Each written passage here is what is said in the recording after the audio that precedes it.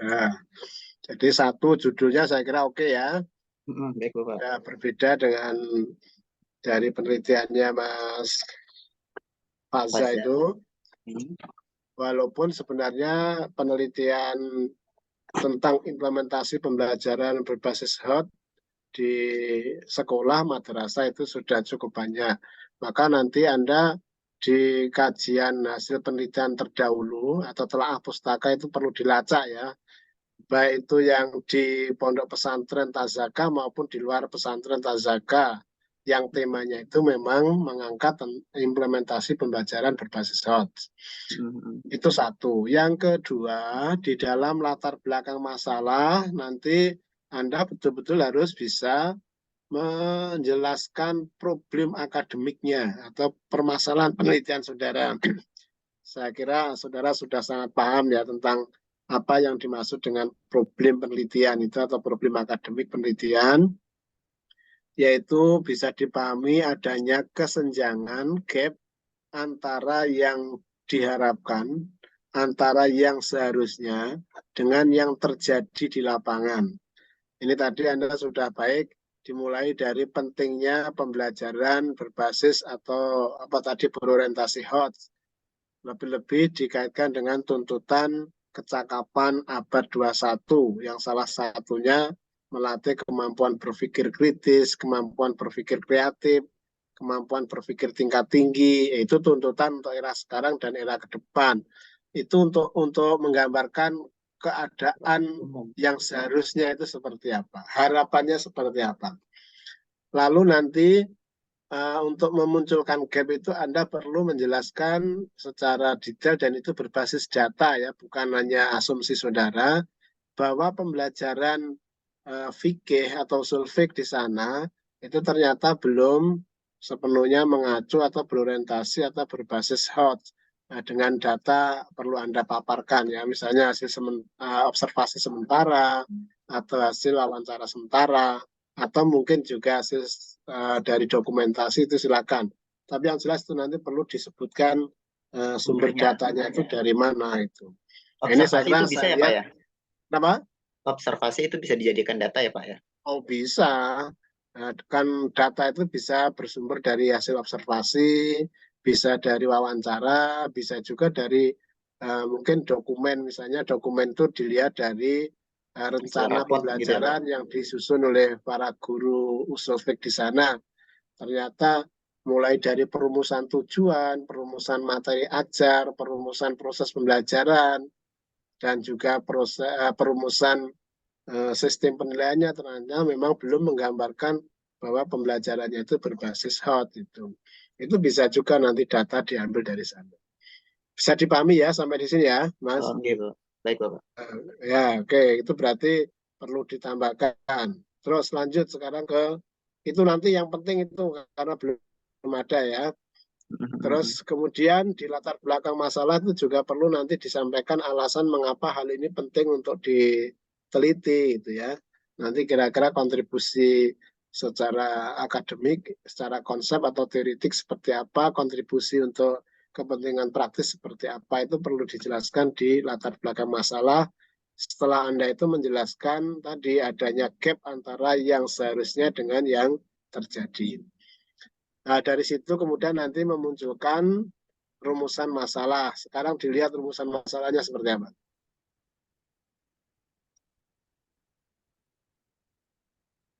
Terus, sebentar, ini mumpung kelihatan ya, nanti di catatan kaki ini, footnote, tolong Anda ini menggunakan apa? Aplikasi apa? Mendeley atau Zotero? Mendeley Bapak. Mendeley ini nanti diedit ya. Misalnya yang tidak sesuai dengan ketentuan bahasa Indonesia. Pusat Penelitian Kebijakan Pendidikan Kebudayaan tahun ini kan besar hurufnya. Padahal harusnya besar enggak, Mas? Harusnya enggak. Nah, kalau kayak gini nih, nanti database-nya diperbaiki. Kalau nanti sudah diperbaiki kok ternyata masih muncul, ya terpaksa diperbaiki di sini sesuai dengan kaidah bahasa Indonesia. Jadi jangan begitu saja muncul dari Mendeley terus tidak diedit, harus diedit. Dimulai dari database-nya di Mendeley, diperbaiki, Kalau nanti masih ada yang kelewat-kelewat, ya diperbaiki secara manual di tag-nya ini, gitu ya. Jadi harus tetap sesuai kaidah bahasa Indonesia, yang harus ditulis huruf besar, ya tulis besar, yang harus huruf kecil, ya huruf kecil, dan seterusnya. Baik, lanjut Mas. Silakan Mas. Sekarang lihat perumusan masalah saudara.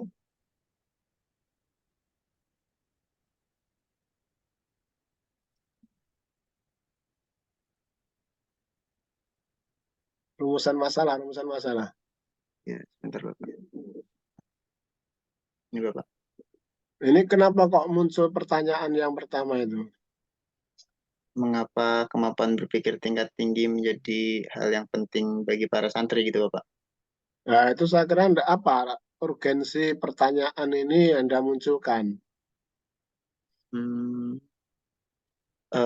kalau dalam minat saya mungkin bisa berangkat dari pengenalan dulu gitu Bapak terhadap HOTS itu sendiri.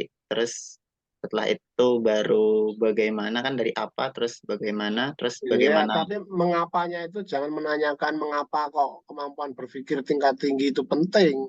Nah, itu sudah Mm-mm. jelas penting karena tadi menurut tuntutan kecakapan abad 21 era sekarang dan era ke depan itu memang kemampuan berpikir tingkat tinggi itu penting. Saya kira enggak relevan dan enggak urgen untuk Anda tanyakan. Mungkin kalau Anda mau mengangkat pertanyaan mengapa itu, mengapa pembelajaran implementasi mengapa pembelajaran usul fiqh di Pondok Tazaka itu kok belum mengimplementasikan kemampuan berpikir tingkat tinggi HOT pada peserta didik, itu menarik ya, artinya relevan dengan problem Anda. Kalau mengapa berpikir tingkat tinggi diajarkan, ya itu sudah tidak perlu dicari jawabannya itu kan. Tapi pertanyaannya lebih diarahkan ke mengapa pembelajaran usul fiqh di Pondok Modern Tazaka itu belum mengimplementasikan kemampuan berpikir tingkat tinggi.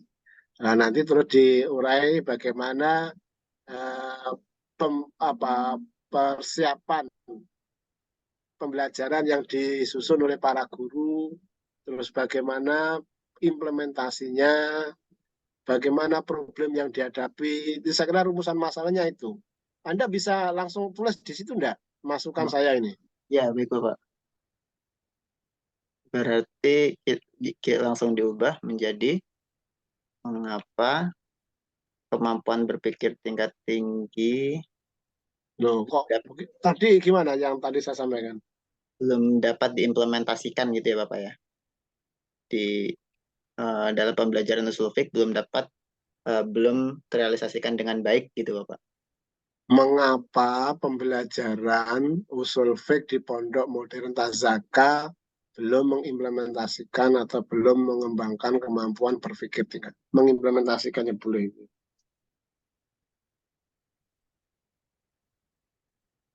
Atau bisa juga mengapa implementasi pembelajaran usul fiqh belum melatih kemampuan berpikir tingkat tinggi bagi para santri.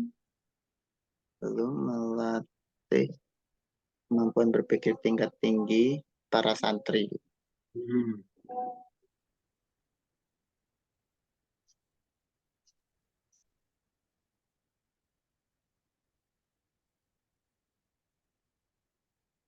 Gini cukup Bapak.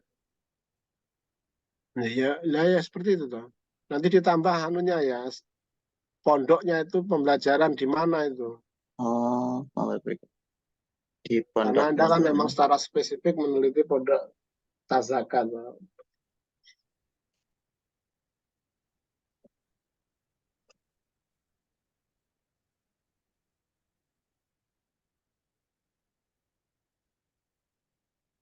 Untuk Terus nomor yang dua, kedua, nanti intinya menanyakan bagaimana perangkat pembelajaran yang disusun oleh guru yang berbasis pada kemampuan berpikir tingkat tinggi. Yang ketiga, bagaimana implementasinya, bukan langkah-langkah implementasinya ya, bagaimana implementasi pembelajarannya, terus problematika yang dihadapi guru dalam mengimplementasikan pembelajaran usul fiqh berorientasi pada kemampuan berpikir tingkat tinggi di sana. Berarti ada 4, Bapak. Ya, setidaknya ada 4. Jadi setelah mengapa itu perencanaannya kayak apa, implementasinya kayak apa, terus problem yang dihadapi seperti apa. Ya nanti dirumuskan lebih lanjut ya. Bisa Oke, Bapak. dicermati lagi rekaman yang sudah Anda rekam itu. Baik, Oke. lanjut. Tujuan penelitian nanti disesuaikan. Ah, jadi Ya, disesuaikan sama ininya. tujuan nanti disesuaikan, terus manfaat baik secara teoritik maupun secara praktis juga disesuaikan. Terus tentu teori Anda, teori itu juga perlu disesuaikan. Teorinya sudah dibuat belum, Mas? Udah, untuk sementara yang saya cantumkan ini, Bapak. Teori Anda nanti harus berangkat dari tadi 4 rumusan masalah Anda itu. Satu tentang boleh dimulai dari mengenai kemampuan berpikir tingkat tinggi. Hmm. Terus yang kedua tentang pembelajaran yang melatih kemampuan berpikir tingkat tinggi. Pembelajaran itu nanti Anda bisa jelaskan mulai dari bagaimana guru menyusun persiapan pembelajaran yang berorientasi pada kemampuan berpikir tingkat tinggi. Terus implementasi pembelajaran yang berorientasi pada kemampuan berpikir tingkat tinggi. Terus teori yang berikutnya tentang problem yang dihadapi oleh guru dalam mengimplementasikan pembelajaran berorientasi pada kemampuan berpikir tingkat tinggi. Itu ya, Mas. Oke. Nah, baik, itu teori kerangka teorinya begitu, nanti tinggal Anda mencari dan menjelaskan lebih detail. Terus berikutnya tentang metode penelitian.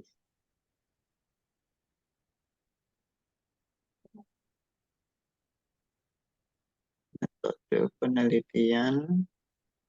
Metode penelitian itu jenis dan pendekatan penelitian. Setting penelitian itu apa itu? Itu semacam ininya Bapak, kayak subjek, lokasi, dan waktu penelitian itu Bapak. Kalau Ya itu mengikuti. nanti aja. Anda tempat dan waktu penelitian itu dibedakan. Maksudnya Oh, nggak usah pakai istilah setting penelitian. Jadi oh, A jenis dan pendekatan penelitian. ah, Terus B itu tempat dan waktu penelitian. tempat dan waktu gitu. Tempat dan waktu penelitian. Terus C-nya nanti subjek penelitian.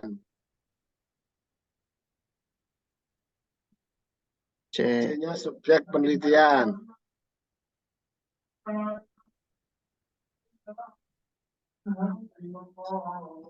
Atau Anda mau menggunakan istilah sumber data juga boleh. Nanti sumber data itu berarti di dalamnya ada subjek penelitian dan ada sumber data yang non manusia, misalnya dokumen, terus peristiwa gitu. Kalau Anda menggunakan istilah sumber data penelitian ya.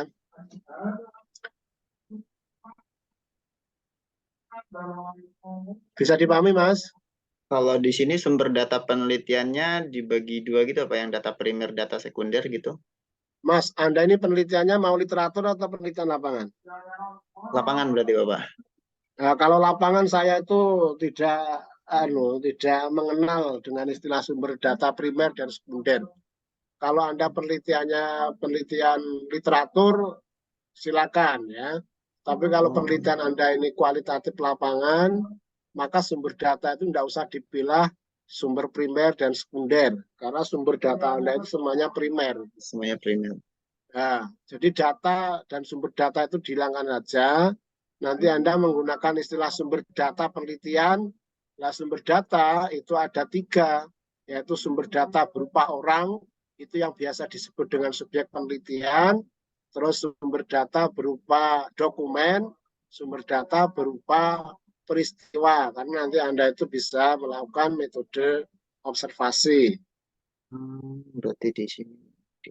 Nah, itu diperbaiki itu. Bisa dipahami enggak? Oke, Bapak. Terus berikutnya nanti itu di anu aja, di merah itu yang D itu. Yang D ini ya. D di merah. Artinya itu di drop aja nanti.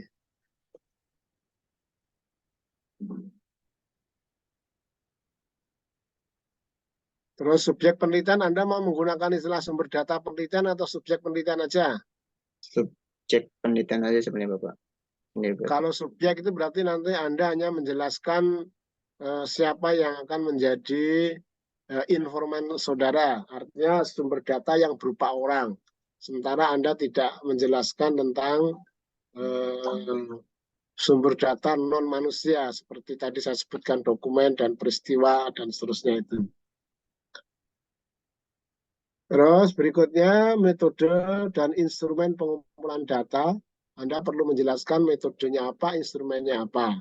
Tentu instrumen ini sesuai dengan metode yang Anda gunakan. Misalnya nanti Anda menggunakan metode observasi, apa instrumen Anda dan itu perlu dibuat. Terus ketika Anda menggunakan metode wawancara, maka jelaskan instrumennya apa dan itu perlu dibuat. Demikian juga ketika Anda menggunakan metode dokumentasi, maka itu perlu dijelaskan instrumennya dan perlu dibuat. Sudah paham ya instrumennya apa itu ya? Iya Bapak. Itu Kalau nanti Anda untuk metodenya pakai dokumentasi, instrumennya apa?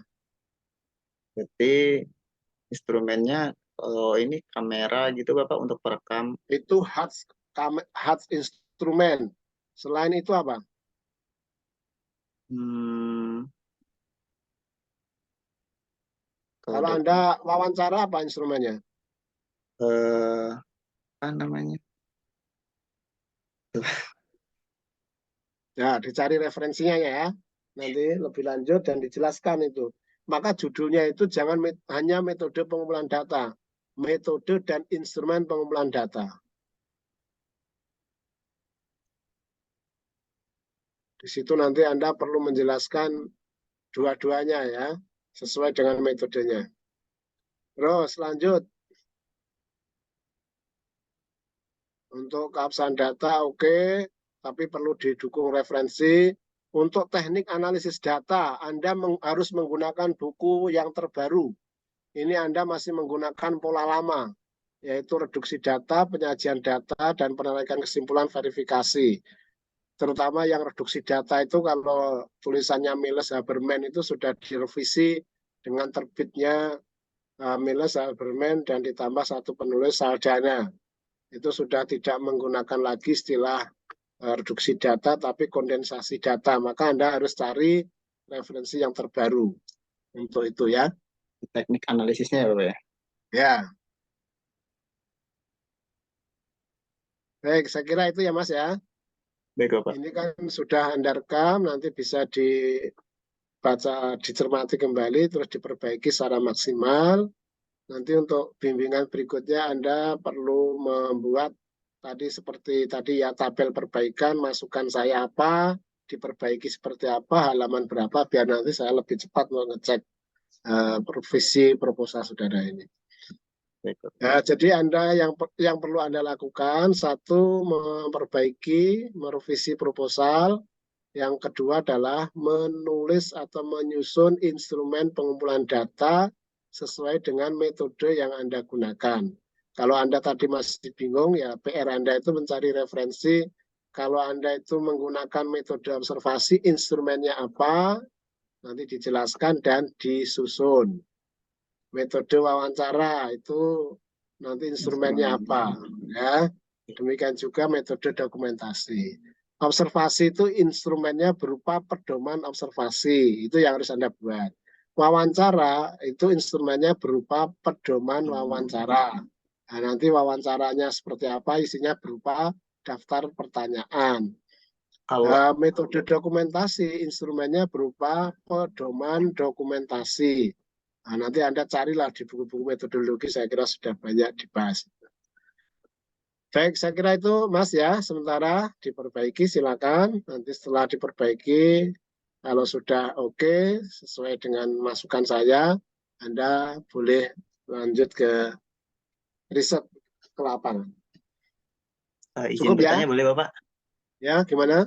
Eh, apa namanya? Untuk kedepannya kira-kira perlu, maksudnya ketika bimbingan itu seperti ini saja atau saya perlu print out dan ini gitu Bapak?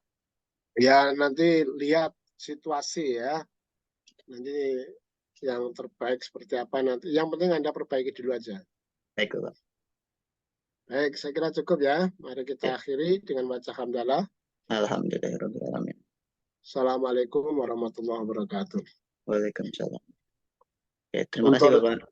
ya rekodnya silakan di stop ya biar nanti terekam di laptop Anda. Oke, sudah Bapak.